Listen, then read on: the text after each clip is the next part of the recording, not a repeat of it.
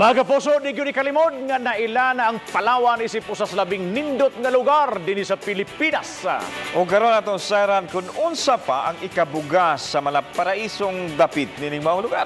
Kini pinaagi sa ato ang certified member sa Bisdak Laagan Society nga si Jasmine Bailosis.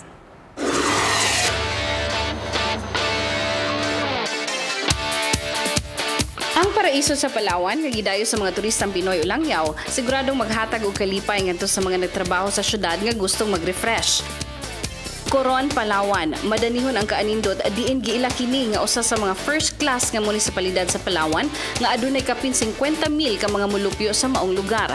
Bisitaha ang Coron kauban ang mga higala nga on the go for outdoor adventures. Diin sagad sa usa ka tour package mobalor sa kapin 1,500 pataas matag tawo. Ang Coron Island Ultimate Tour usa sa angay nga iapil sa inyong plano, diin naglangkob kini sa Kayangan Lake, Makinit Hot Spring, Mount Tapias, Skeleton Wreck ug Twin Lagoon.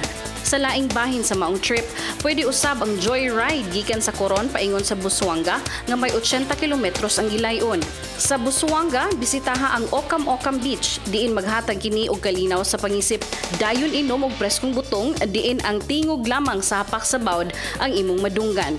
Ang mabugnaw nga Conception Falls, maghatag og relaxation sa taas nga biyahe, diin makita usab sa palibot ang uwak inubanan sa tingog niini, samtang ikaw naglangoy-langoy diin adventure at its best gayud ang feeling. Winner usab ang pagkaon, diin abunda usab kini sa fresh seafoods sama sa lobster ug lapu-lapu.